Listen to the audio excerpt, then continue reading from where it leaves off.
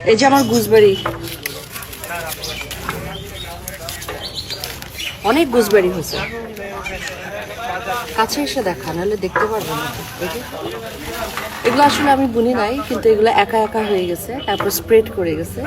তো অনেক মজার মজার গুজবেরি হয়। এই যে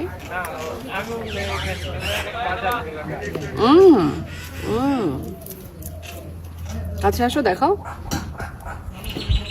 অনেক রোদ। আমরা এখন তুলি অনেকগুলো, খুবই মিষ্টি।